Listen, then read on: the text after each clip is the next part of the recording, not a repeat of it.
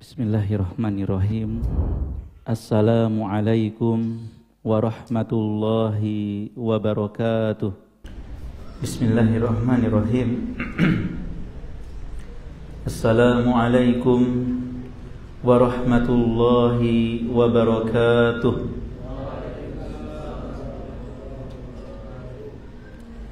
Innal hamdalillah nahmaduhu wa nasta'inuhu wa nastaghfiruh wa na'udzu billahi min shururi anfusina wa min sayyiati a'malina may yahdihillahu fala mudilla lahu an la ilaha illallah wahdahu la syarika lah wa asyhadu anna muhammadan 'abduhu wa rasuluh.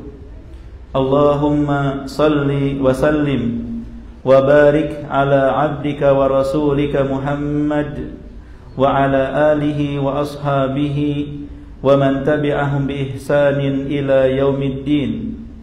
Qala Allahu azza wa jalla ya ayyuhalladzina amanu taqullaha haqqa tuqatih wa la tamutunna illa wa antum muslimun, amma ba'd.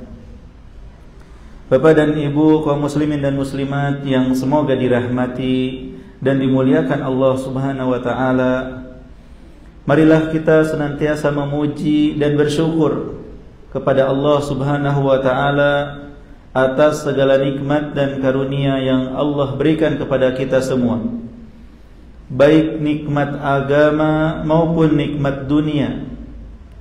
Terutama Bapak dan Ibu, nikmat agama. Karena nikmat dunia, baik itu harta, baik itu tahta atau pasangan, dan juga anak-anak, kendaraan dan lain sebagainya, nikmat-nikmat tersebut Allah berikan kepada orang yang Allah cintai maupun yang Allah benci. Orang yang Allah ridhoi maupun yang Allah murkai. Bagaimana Allah memberikan kekuasaan kepada Fir'aun, bagaimana Allah memberikan harta kepada Qarun. Maka jika ada di antara kita diberikan nikmat dunia oleh Allah, jangan sekali-kali kita mengira itu tanda Allah cinta atau sayang sama kita. Belum tentu. Ketika kita diberikan kesehatan oleh Allah, diberikan kemudahan harta, diberikan kedudukan, jangan sekali-kali kita mengatakan seperti yang Allah sebutkan dalam surat Al-Fajr, Rabbi akraman. Ya, ketika dapat kebaikan, kita mengira Allah memuliakan kita dengan harta dunia, dengan kesenangan dunia ini. Belum tentu. Kalau kita diberikan harta oleh Allah, belum tentu kita soleh. Karena Fir'aun juga yang sangat jahat diberikan harta oleh Allah. Kalau kita diberikan kekuasaan atau kedudukan, juga jangan kita mengira itu tanda kesolehan kita. Karena Fir'aun sekalipun diberikan kekuasaan oleh Allah.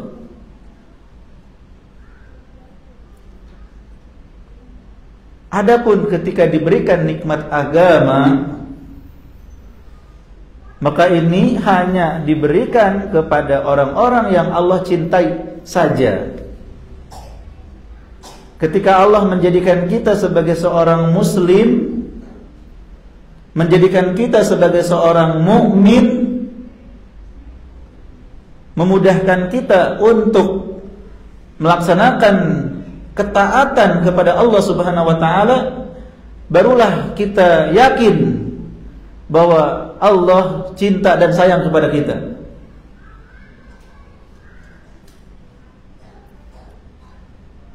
Maka yang dikhawatirkan orang beriman bukan kekurangan harta. Kata Rasulullah apa? Mal faqru akhsha alaikum. Bukan kefakiran yang aku khawatirkan atas kalian. Tidak perlu khawatir kalau kita diuji dengan kekurangan harta atau kehilangan dunia. Tetapi yang harus dikhawatirkan adalah jika agama kita yang terkena musibah. Sehingga dalam doa kita sebutkan wala taj'al musibatana fi dinina. Jangan kau jadikan musibah itu pada agama kami. Maka jika kita lihat kita dalam kenikmatan agama, kita harus banyak bersyukur, Bapak Ibu. Kita ucapkan seperti yang Allah sebutkan, Alhamdulillahilladzi hadana lihada wa ma kunna linahtadiya laula an hadanallah. Segala puji bagi Allah yang telah menunjukkan kami ke dalam Islam ini, ke dalam iman. Kami tidak akan bisa mendapatkan petunjuk jika Allah tidak memberikan petunjuk. Kita bisa istiqomah di atas Islam, di atas iman karena Allah sayang sama kita. Kita dimudahkan untuk menuntut ilmu karena Allah cinta kepada kita. Bagaimana tidak? Rasulullah bersabda, "Man yuridillahu bihi khairan yufaqihu fid din." Barang siapa yang Allah inginkan kebaikan, Allah akan jadikan ia mengerti, paham perkara agamanya.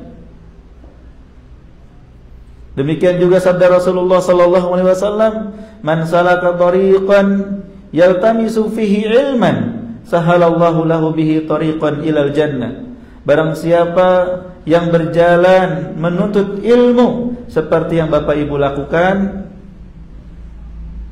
ya, sahalallahu lahu bihi tariqan ilal jannah. Kata Rasulullah, Allah akan mudahkan baginya jalan ke surga. Semoga kita semua dan kaum muslimin secara umum dimudahkan oleh Allah untuk masuk ke dalam surganya, amin. Sebagaimana kita dianjurkan untuk mendoakan kaum muslimin yang hidup maupun yang mati. Allahumma ighfir lil muslimina wal muslimat al ahya'i minhum wal amwat. Bukan hanya yang hidup kita doakan, bukan hanya yang hadir kita doakan, bahkan yang sudah meninggal pun kita doakan semoga Allah mengampuni dan merahmati mereka. Semoga Allah memasukkan kita ke dalam surganya, amin ya rabbal alamin. Bapak Ibu kaum muslimin dan muslimat yang semoga dirahmati dan dimuliakan Allah Subhanahu wa taala, kita akan lanjutkan pembahasan kitab Tadhkiratus Sami, masih berkaitan dengan adab seorang guru atau orang yang berilmu terhadap dirinya. Ya. Kitab ini sebagaimana kita ketahui berisikan tentang adab guru dan murid. Dan antara guru dan murid itu tipis sekali. Khairukum man ta'allamal Qur'ana wa 'allama. Sebaik-baik kalian yang mempelajari Al-Qur'an dan mengajarkannya. Kalau belum bisa belajar, setelah bisa mengajar.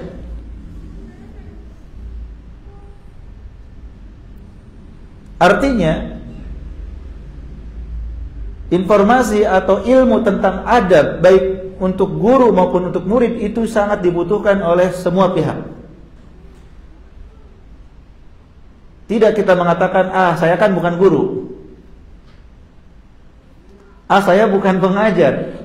Bapak, Ibu sekarang mungkin belum, Tapi besok ketika Bapak Ibu sudah memiliki ilmu, harus siap jadi pengajar, harus siap jadi guru. Karena kalau nggak belajar kita mengajar. Kalau belum bisa kita belajar, setelah bisa harus mau mengajar. Bahkan setelah kita mengajar pun terus belajar. Kata Imam Ahmad apa? Padahal jenggotnya sudah memutih. Wahai Imam, sampai kapan kau belajar? Padahal beliau udah ngajar gitu. Beliau mengatakan minal mihbarah ilal maqbarah. Ya, dari tempat tinta ini sampai ke kuburan, sampai meninggal. Berarti walaupun beliau jadi guru, beliau masih belajar. Maka adab sebagai seorang guru, adab seorang murid harus tetap dipegang teguh oleh kita semua. Ya. Dan bisa jadi saat ini kita sudah jadi guru sebenarnya bagi keluarga kita. Betul? Bagi istri kita, bagi anak-anak kita, bagi saudara-saudari kita.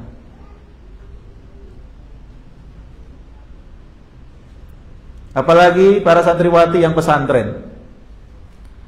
Pasti dianggap guru di rumahnya kalau pulang.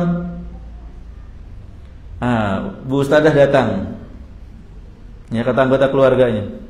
Tolong ajarin kami ini, tolong ajarin kami itu, baca Qur'annya atau apanya. Jadi walaupun kita sekarang merasa sebagai murid, tetap perlu mengetahui adab sebagai guru. Ya, poin ke-7 sepertinya belum kan, Pak? Ya. Pak Bu Adam? Belum, ya. Poin ke-7, ya sebelum poin ke-8, hendaknya orang yang berilmu dan juga para penuntut ilmu, karena mereka seperti saya sampaikan, para penuntut ilmu ini bisa jadi di waktu yang sama adalah orang yang harus mengajarkan. Hendaknya mereka menjaga perkara yang dianjurkan dalam syariat. Nanti poin ke-8 baru semangat bermuamalah, bergaul dengan akhlak yang mulia. Ya, di sini ada 2 pembahasan. Kita pilih poin ke-8 sebagai judul. Ada bergaul dengan manusia. Tetapi poin ke-7 ini perlu kita jelaskan. Menjaga perkara yang dianjurkan dalam syariat. Seorang alim, seorang yang berilmu hendaknya menjaga perkara yang dianjurkan dalam syariat, baik itu perkataan maupun perbuatan.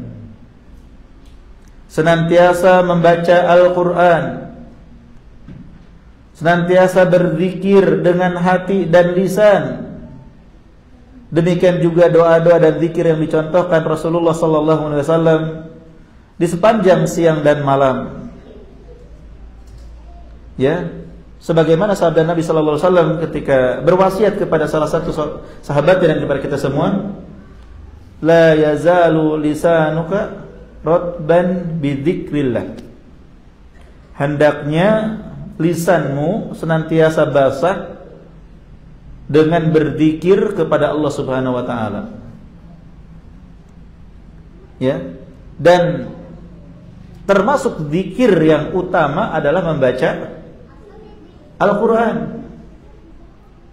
Kata Rasulullah sallallahu alaihi wasallam, "Man qara'a harfan min kitabillah falahu bihi hasanah wal hasanatu bi asyri amsalha. Walam aqul alif lam mim harf, walakin alif harf, walam harf, wal mim harf." Siapa yang membaca satu huruf dari Al-Quran, maka baginya satu kebaikan dan akan dilipat gandakan menjadi 10 kali lipat. Dan aku tidak mengatakan alif lam mim itu satu huruf, melainkan alif satu huruf, lam satu huruf, dan mim satu huruf. Bayangkan kita baca satu halaman Al-Quran, berapa huruf yang kita baca, berapa pahala yang kita dapatkan. Maka para santriwati yang menghafal Quran yang membaca ayat berulang-ulang untuk supaya hafal dan murojaah, berapa pahala yang mereka dapatkan ketika mereka ikhlas karena Allah Subhanahu wa taala. Kemudian juga zikir bukan hanya dengan lisan, tapi juga dengan hati, dengan lisan, dan juga dengan amal perbuatan. Dan majlis ilmu termasuk majlis zikir. Diingatkan kepada kebaikan dan diperingatkan dari keburukan. Diingatkan dengan surga, ya, dan diperingatkan dari neraka. Demikian juga menjaga amalan-amalan sunnah, baik salatnya, puasanya, berhaji ke Baitullah, bersolawat kepada Rasul, dan amalan-amalan lainnya yang dianjurkan. Setelah melaksanakan amalan-amalan wajib, hendaknya seorang penuntut ilmu, terlebih seorang alim, seorang guru, mereka menyibukkan diri dengan ucapan dan perbuatan yang diridhoi oleh Allah Subhanahu wa taala, baik dengan zikir maupun dengan ibadah-ibadah sunnah atau mustahab yang dianjurkan oleh Rasulullah sallallahu alaihi wasallam.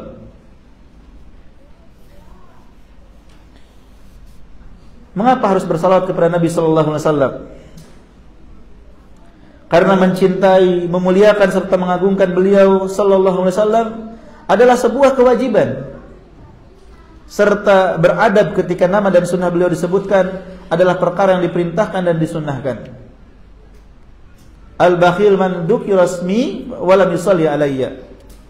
Kata Rasulullah, orang yang bakhil adalah orang yang disebutkan namaku dan dia tidak bersalawat kepadaku. Ya, para ulama mereka sangat mengagungkan Rasulullah sallallahu alaihi wasallam. Sampai-sampai Imam Malik rahimahullah ketika disebutkan nama Nabi sallallahu alaihi wasallam, maka beliau tertunduk. Ya, beliau berubah raut wajahnya dan menunduk. Ja'far bin Muhammad rahimahullah, jika disebut nama Nabi sallallahu alaihi wasallam, menjadi pucat raut wajahnya. Teringat dan tergambar bagaimana Rasulullah sallallahu alaihi wasallam memerintahkan hal-hal yang baik dan mungkin belum atau ada yang belum dilaksanakan. Tergambar melarang hal-hal yang buruk dan mungkin masih ada yang dilanggar. Dan ketaatan kepada beliau adalah keselamatan dan menyelisih beliau adalah kesengsaraan. Maka sangat wajar jika mereka ada rasa takut dan khawatir ketika disebutkan nama Nabi sallallahu alaihi wasallam. Ibnu Qasim jika disebut nama Nabi sallallahu alaihi wasallam menjadi kering lisannya karena mengagungkan Rasulullah sallallahu alaihi wasallam.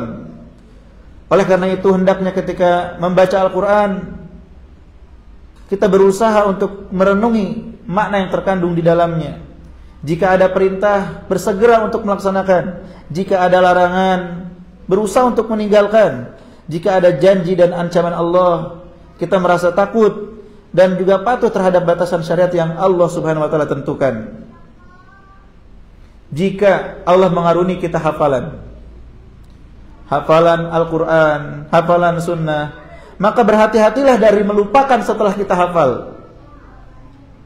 Karena banyak ya larangan atau hadis yang menyebutkan jangan sampai kita termasuk orang yang melupakan Al-Qur'an setelah kita menghafalnya. Bukan berarti kita jadi takut gak mau menghafal, bukan begitu maksudnya. Tetapi justru kita harus menjaga Al-Qur'an tersebut. Kata Rasulullah SAW, ta'ahadu bil Qur'an, wallahi innahu asyaddu tafallutan minal ibil. Ya, jagalah Al-Qur'an karena Al-Qur'an itu lebih cepat hilang daripada unta. Lebih cepat hilangnya. Hari ini kita menghafal, 3 hari kita nggak membaca dan merojaah, apa yang terjadi? Masih hafal? Sudah hilang lagi. Maka bersyukurlah orang yang dimudahkan dalam menghafal Quran, karena dia akan terus memurojaah dan membaca Quran untuk menjaga hafalannya.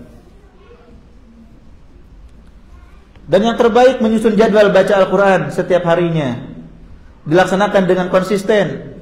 Jika ia tersibukkan dengan aktivitasnya, maka hendaknya dia baca setiap 2 hari sekali. Kalau sampai sibuk gitu. Jika tidak mampu, maka dia baca di 2 malam. Kata penulis, malam Selasa dan malam Jumat ini contoh saja. Bisa malam yang lain. Hal ini karena terbiasanya semangat dalam 2 malam tersebut. Kenapa hari Senin puasa Senin, hari Kamis malam Jumat ya puasa Kamis? Ya, sebagian bersemangat di 2 malam tersebut. Kemudian mengkhatamkan Al-Quran kalau bisa di setiap 7 hari. Dan itu adalah zikir wirid yang bagus. Sepekan sekali khatam Quran. Ya, jika tidak bisa bagaimana? Ya maka 2 pekan. Jika tidak bisa maka 1 bulan menyelesaikan Al-Quran. Dikatakan siapa yang mampu mengkhatamkan Al-Quran setiap 7 hari, dia tidak akan lupa hafalannya. Ya, agar hafalan tidak lupa, maka dalam sepekan harus terulang. Kalau hafalan 10 juz, ya 10 juz dalam sepekan. 20 juz dalam sepekan. Demikian juga 30. Maka itu sangat kuat hafalannya sehingga sulit untuk lupa. Tapi jika tidak, maka sangat mungkin untuk lupa. Nah ini ya kesibukan seorang alim dan juga seorang penuntut ilmu dalam kesehariannya. Lisan mereka, perbuatan mereka, hati mereka selalu mengingat Allah Subhanahu wa taala. Poin ke-8. Di antara adab seorang guru dan juga bagi para penuntut ilmu juga sama terhadap diri sendiri adalah bersemangat bermuamalah dengan akhlak mulia. Bersemangat bermuamalah dengan akhlak mulia. Bermuamalah artinya bergaul. Dalam salah satu wasiat Rasulullah SAW bersabda, "Ittaqillaha haitsu ma kunta, wa atbi'is sayyi'atal hasanata tamhuha, wa khaliqin nas bi khuluqin hasan." Bertakwalah kepada Allah dimanapun kau berada, dan ikutilah perbuatan buruk dengan perbuatan baik. Namanya manusia sangat mungkin tergelincir kepada kesalahan, segera ganti dengan amal-amal kebaikan. Kenapa? Innal hasanat yudhibnas sayyi'at. Karena kebaikan-kebaikan itu bisa menghilangkan keburukan. Yang ketiga, wa khaliqin nas bi khuluqin hasan. Bergaulah dengan manusia. Rasulullah menyebutkan an-nas wa khaliqin nas. Bergaulah dengan manusia dengan pergaulan yang baik, apapun agamanya, apapun suku dan rasnya, apapun jenis kelaminnya. Islam mengajarkan umatnya untuk bergaul dengan manusia sebaik-baiknya, dengan pergaulan yang baik. Islam tidak mengajarkan sikap eksklusif yang hanya bergaul sesukunya saja, yang hanya bergaul sebangsanya saja, yang hanya bergaul satu agama saja. Allah dan Rasulnya perintahkan wa khaliqin nas, an-nas, manusia. Bagaimana Rasulullah mempraktekkan itu? Beliau bergaul dengan kaum muslimin, beliau bergaul dengan orang Yahudi, beliau bergaul dengan orang Nasrani, beliau bergaul dengan aneka ragam manusia dari berbagai macam suku, bangsa dan juga agama. Pergaulan yang baik. Dan perlu dibedakan antara pergaulan dengan teman dekat. Untuk berteman dekat tidak bisa semua orang berteman dekat dengan kita. Betul apa tidak? Ya? Dimaklumi bersama bahwa teman dekat itu tidak bisa semua orang.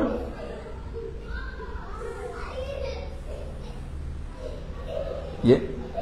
Adapun pergaulan itu bisa dengan semua orang. Bergaul dengan baik dengan semua orang. Tapi berteman dekat itu tidak bisa dengan semua orang.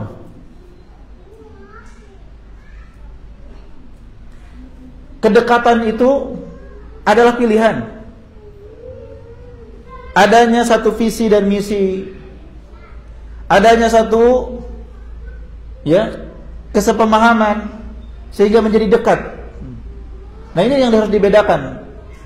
Pergaulan satu sisi dan kedekatan satu sisi. Dan tidak tercela orang yang tidak dekat dengan kita. Tidak tercela orang yang tidak dekat dengan orang lain. Yang tercela adalah yang membatasi pergaulan. Yang tercela adalah yang bersikap eksklusif, yang membatasi pergaulan, membeda-bedakan dalam pergaulan. Adapun dalam berteman dekat itu pilihan dan setiap orang punya hak dengan siapa dia berteman dekat.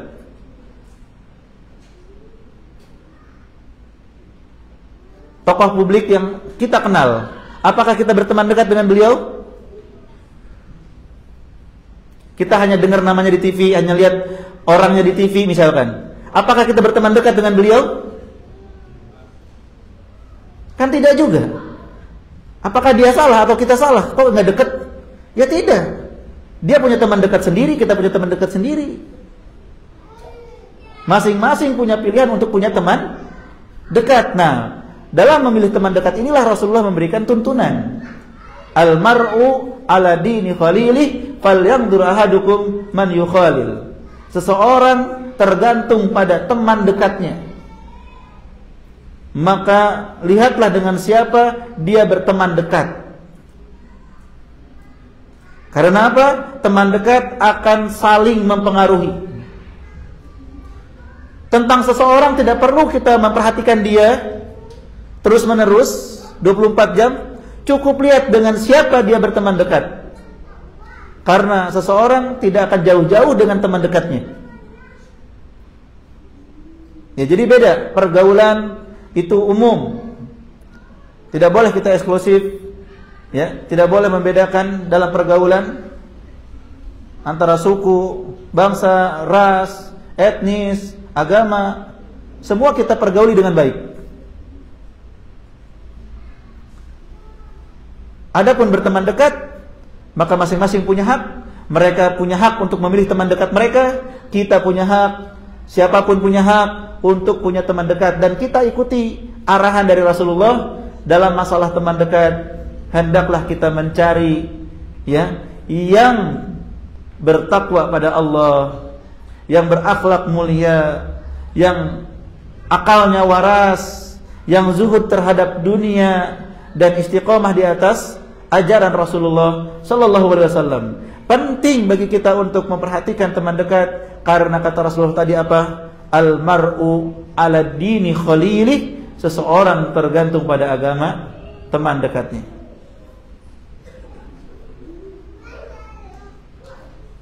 Kemudian bagaimana cara bergaul dengan manusia? Menampakkan wajah yang berseri disebutkan di sini. Kata Rasulullah apa? Tabassumuka ala wajhi akhika shadaqah. Senyummu di hadapan saudaramu sedekah. Bapak Ibu kalau ketemu dengan manusia, dengan orang, dengan tetangga, dengan warga, dengan siapapun, coba senyumkan wajah kita. Memang perlu banyak cermin. Di masjid ini kayaknya kurang cermin nih. Kalau bisa nyumbang cermin bagus. Ketika mau ke masjid lihat wajahnya sendiri. Wah, nggak senyum nih. Nah, dibenerin dulu mukanya supaya senyum ketemu sama jamaah.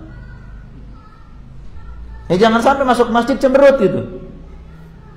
Nanti orang yang nggak tahu apa-apa, kenapa saya dicemberutin? Dikira masalah dengan dia, padahal masalah sama yang di rumah mungkin. Perlu senyum itu. Lihat cermin. Jangan kita tampakkan segala kesedihan dan kekesalan kita kepada semua manusia. Berusaha untuk senyum. menyebarkan salam. Ya. Idza laqitum fasallim alaihi. Di antara hak muslim atas muslim yang lainnya, kalau berjumpa maka ucapkan salam. Dan mengucapkan salam, menebarkan salam, itu bisa menjadi sebab cinta dan kasih sayang di antara kaum muslimin. Kepada siapa kita mengucapkan salam? Kepada kaum muslimin seluruhnya.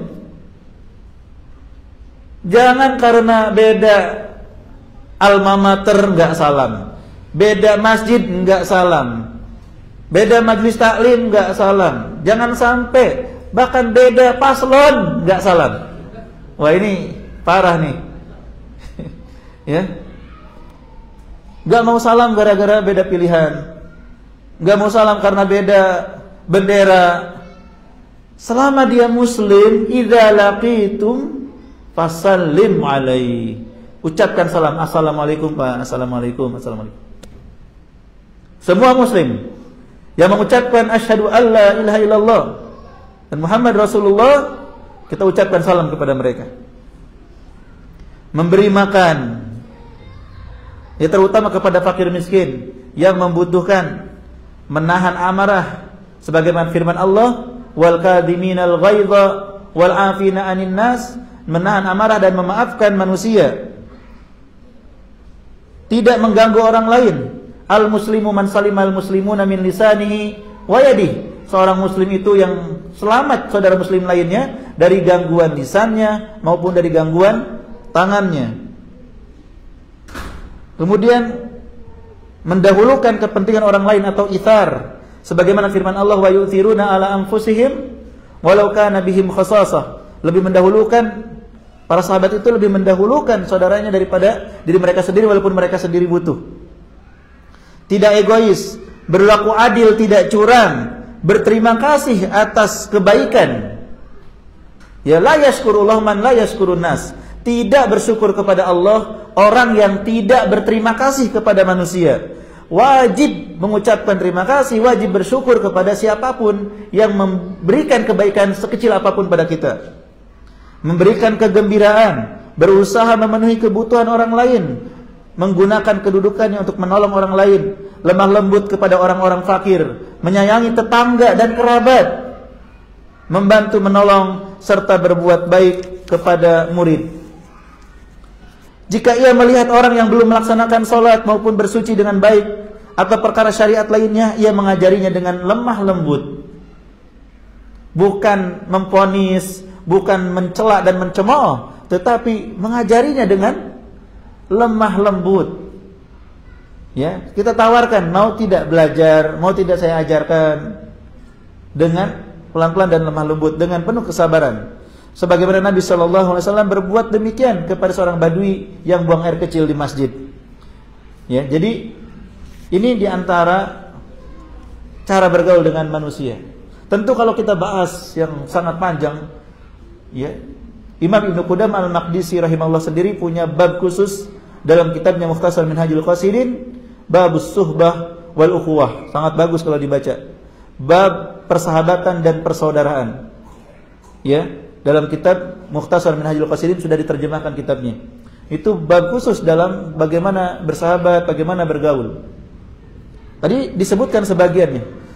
Dan Imam Ibnu Mubarak rahimahullah menyebutkan, intinya bermuamalah yang baik itu pada 4 hal. Badlun nada, kaful adha, wasabru alal adha, wal basyashah inda wujuhin nas. Yang pertama, berusaha membantu orang lain, memberikan manfaat. Yang kedua, tidak mengganggu siapapun. Jangan pernah mengganggu dengan apapun, kepada siapapun. Yang ketiga, sabar atas gangguan orang lain. Yang keempat, selalu tersenyum ketika berjumpa dengan manusia. Praktekkan 4 ini, insya Allah sukses bergaul. Hafal tidak 4 hal ini? Yang pertama, suka membantu, apalagi membantu dakwah. Ya, pahalanya berlipat-lipat karena siapapun yang ya sampai ilmu melalui perantara upayanya dalam berdakwah, maka dia dapat pahala terus mengalir. Gemar membantu. Yang kedua, tidak suka mengganggu. Entah dengan lisan, entah dengan perbuatan. Yang ketiga, sabar ketika diganggu. Kita nggak boleh ganggu orang, tapi giliran orang ganggu kita, kita harus sabar. Ya, kita mengharapkan orang lain baik nggak bisa, tapi kita bisa mengontrol diri kita supaya jadi orang baik. Maka tidak perlu pusing dengan orang lain yang nggak baik, kita sabar aja. Yang penting kita tuh pusing kalau kita yang nggak baik gitu. Kita harus jadi orang baik. Maka kita yang harus sabar dengan gangguan orang lain dan kita nggak boleh ganggu. Yang keempat, selalu tersenyum. Coba latihan, lihat kanan kiri senyum, bisa nggak? Lihat kanan kiri. Yang nggak senyum, ya dikasih tahu senyum Pak. Ya, harus bisa senyum. Senyum itu murah, mudah, tapi pahalanya besar. La tahqiranna minal ma'rufi syai'an walau antalqa akhaka biwajhin thaliq. Jangan sekali-kali meremehkan ya sedikit pun kebaikan walaupun dengan cara ya berseri-seri ketika bertemu dengan saudaramu. Wallahu a'lam bishawab. Sepertinya sebentar lagi saya. Berapa menit? 4 menit lagi. Ya. Bapak Ibu kaum muslimin dan muslimat yang semoga dirahmati dan dimuliakan Allah. Tadi salah satu poin dalam bergaul itu kita harus membantu ya. Dan tadi saya sudah sebutkan di antara yang perlu kita support, kita bantu adalah dalam rangka mengajak kepada kebaikan. Rasulullah SAW sendiri, beliau dibantu oleh Allah dan malaikat Jibril. Apakah para sahabat membantu atau tidak dalam dakwah beliau? Membantu, bukan karena Allah butuh mereka. Justru para sahabat itulah yang membutuhkan. Dengan membantu Rasulullah mereka dapat keutamaan. Dengan membantu dakwah mereka dapat pahala. Kata Rasulullah SAW, "Man dalla ala khairin kafaili." Siapa yang menunjukkan kepada kebaikan, dia akan mendapatkan pahala orang melakukannya. Rasulullah juga bersabda, "Man jahaza ghaziyan faqad ghaza." Siapa yang mempersiapkan perlengkapan perang, dia telah mendapatkan pahala berperang.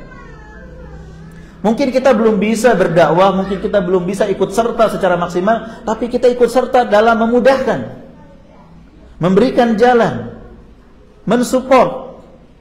Ya. Ya seperti teman-teman ini. Memudahkan dokumentasinya, memudahkan menyiapkan mejanya, mengatur jadwalnya, membuat layarnya. Itu insya Allah akan mendapatkan bagian dari pahala dalam dakwah. Ya, jadi kita membantu fakir miskin, anak yatim itu sangat perlu, tapi dakwah juga ini sangat perlu untuk dibantu. Tersebarnya dakwah di tengah kaum muslimin, ya Islam sampai seluruh penjuru dunia itu karena Allah pilih orang-orang yang ikut serta membantu dakwah.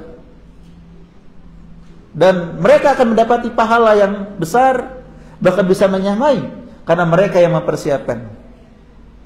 Ya, maka Bapak Ibu jika diajak untuk ikut serta berjuang, ikut serta mendukung dakwah, ikut serta support dakwah, bersemangatlah. Ya bersemangat. Pahala yang kita cari, dunia ini cuma sebentar.